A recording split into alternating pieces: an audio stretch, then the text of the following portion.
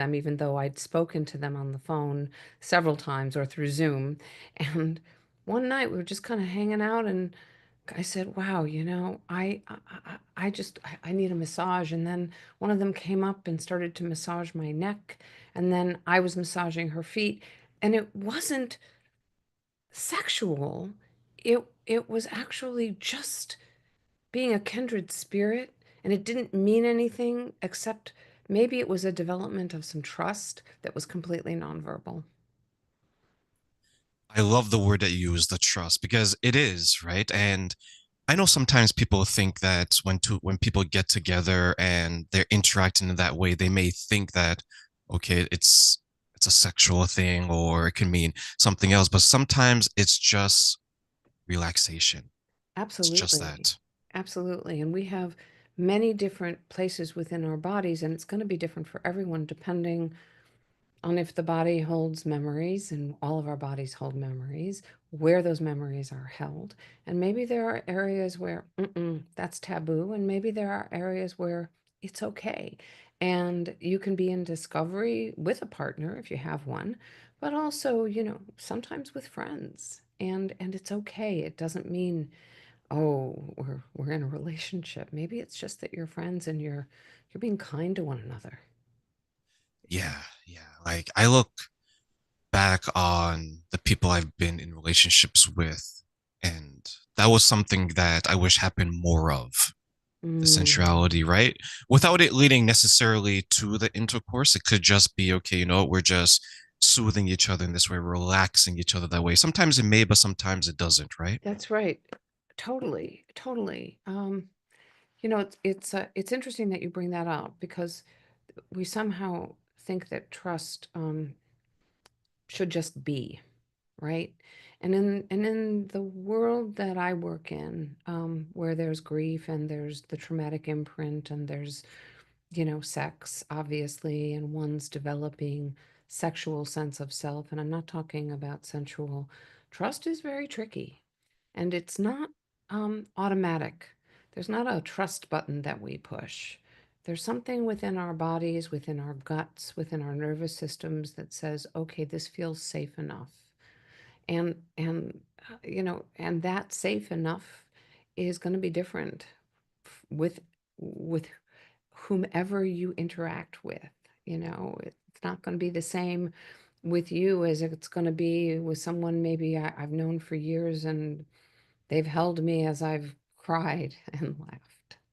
So it's trust is a very it's not an auto, it's not on autopilot.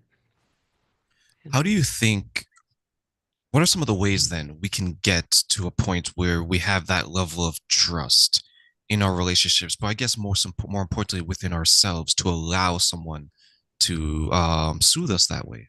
mhm.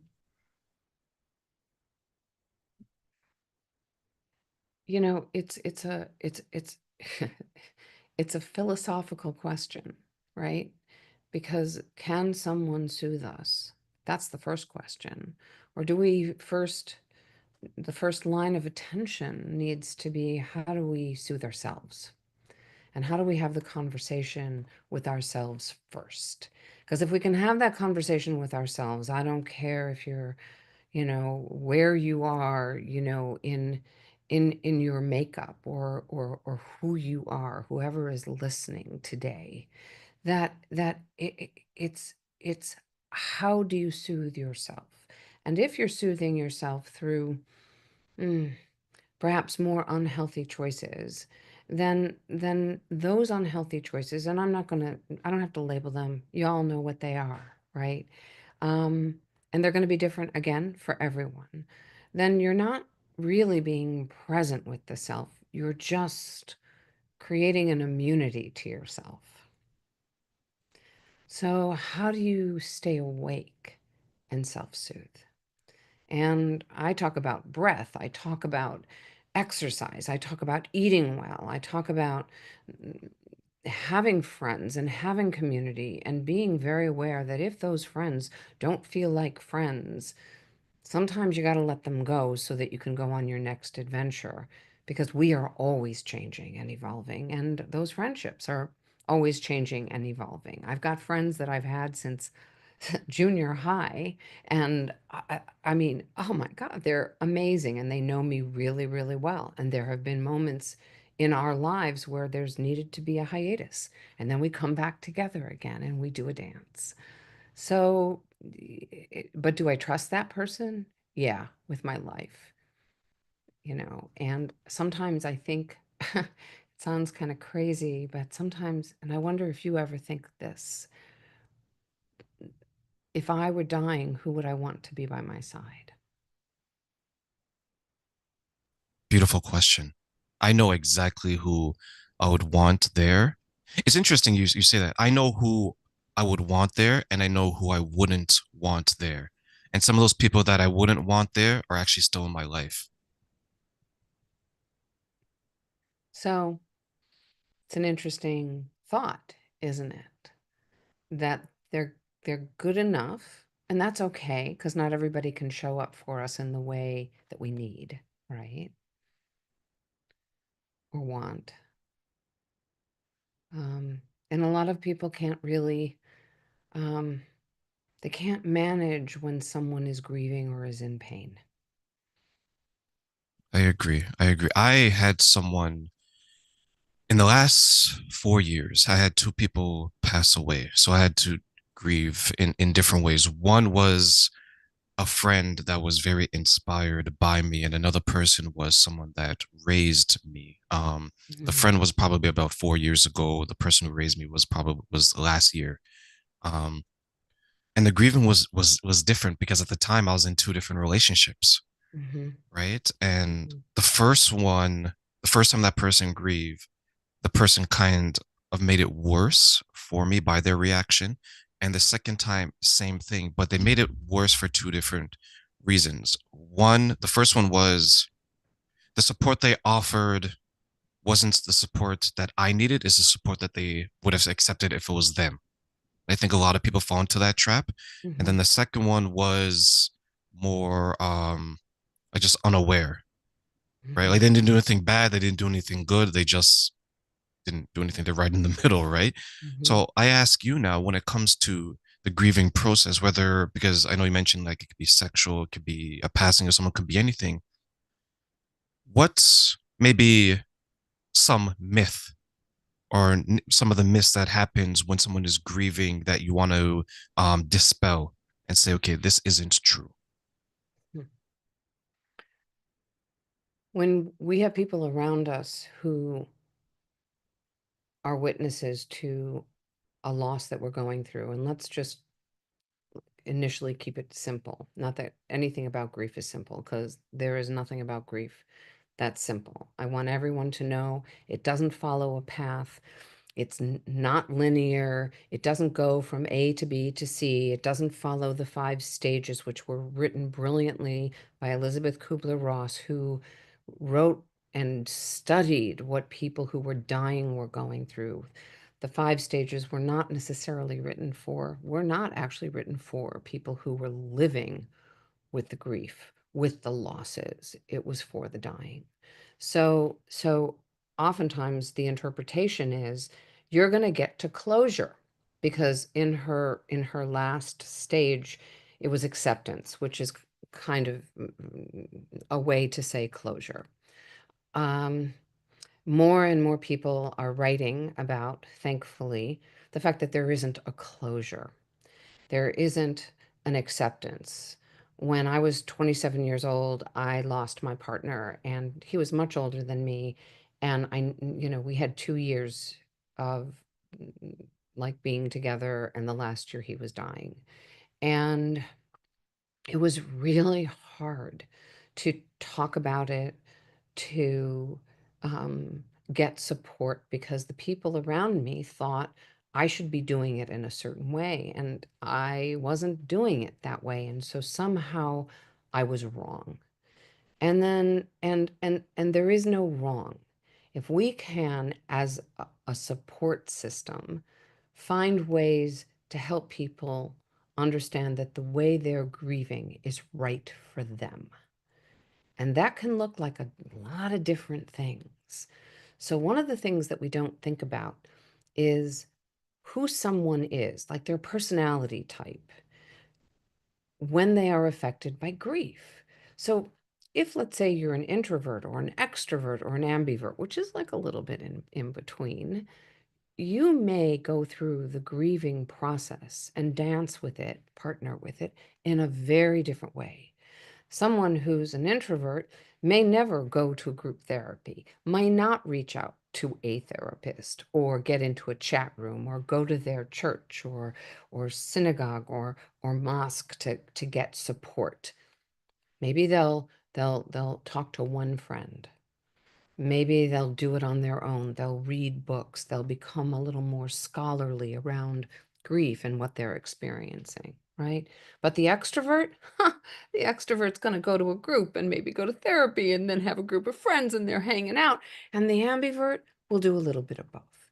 Because what these personality types are, which I, of course, did not in any way invent, I only took them and kind of looked at grief and the grieving process through that lens, is we can't expect that the way one grieves is is going to be the same as you grieve or the way that you've dealt with grief.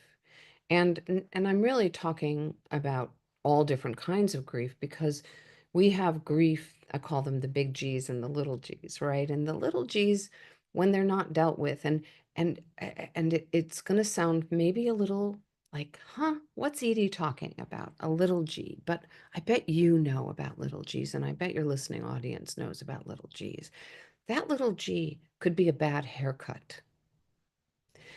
If your identity and if your sense of self is based on your hair, and you get a haircut that really doesn't align with you, and you then couple that with other little griefs, it can feel much bigger because there are a lot of other little griefs that are kind of like culminating and gathering together. So it may not be one little grief, but it might be a lot of little griefs that say, oh man, this is feeling overwhelming.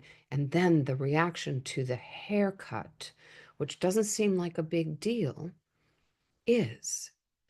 I had a pretty crappy experience when I was about 4 years old. I was a pretty opinionated and headstrong kid. You're smiling. I'm glad you're smiling. Maybe you can relate to that. And my mom wanted to go get pictures of the kids, like all moms, want to do, right? And I wouldn't let her comb my hair. I refused. And my hair was probably about the length it is now. And so the next day she had all my hair cut off. And the next picture of me the next day is with a pixie. Now, I talk about that even though it's so many years ago because I don't just let anybody touch my hair, and that has been a wound, and that's grief. I think some people only think of grief in one way, which is someone has to pass away. They don't think Right. about other things happening in their life. Why do you think then we neglect or maybe aren't aware of the small g grief and only the big G grief? You know, because we're told it doesn't matter. We're just told, oh, let it go. Let's forget.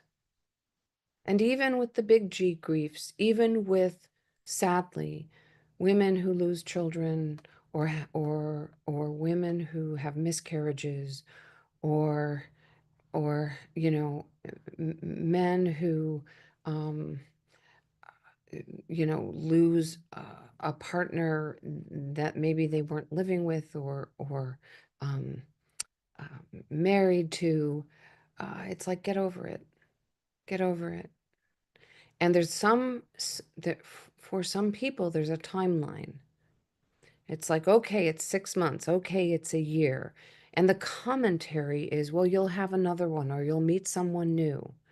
And that was why I went into this work to begin with, because when my partner died, Yeah, everybody, I was 27 and everybody just said, "Oh, you don't I went to a group and it was all like kind of older people and everybody was saying, "You're young and you don't worry, you'll find someone new." And that was not helping me. And so I realized I got to figure out this out on my own.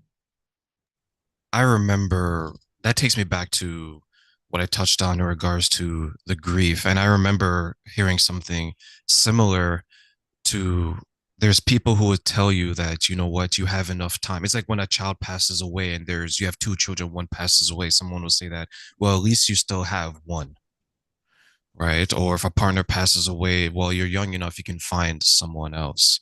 Right. And it's unfortunate because I think people they may have the best intentions, but I think sometimes what we do is we don't ask you how you want to support.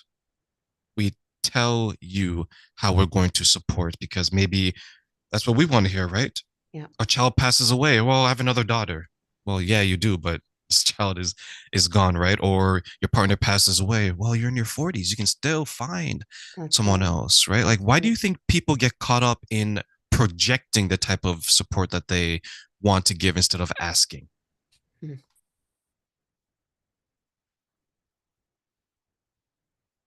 I think it's about helplessness. It's about wanting to be able to say something and make a difference. And there's anxiety around it, and there's helplessness. And our anxiety sometimes causes us to say things that if we were in our right minds, we wouldn't. But we don't want our loved one or our friend to be in pain. And there's this other piece that I think is really important, and I wonder what you think about this, which is, we all have a healthy denial of death. If we're just talking about death right now, we have a healthy denial. We must have a healthy denial. Can you imagine all of us walking around thinking about dying like all of the time? I think we'd all be nuttier than we already are, right? So when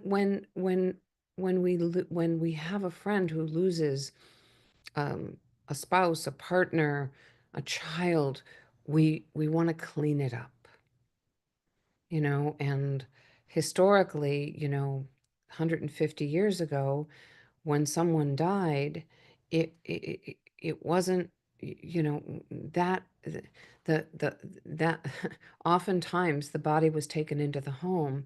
Children saw it, adults saw it, and the body, you had a relationship with the leave taking of that person, and there was a ritual, and those rituals were really important, and they were part of the send off, and they were part of the ritual of letting go and releasing and also being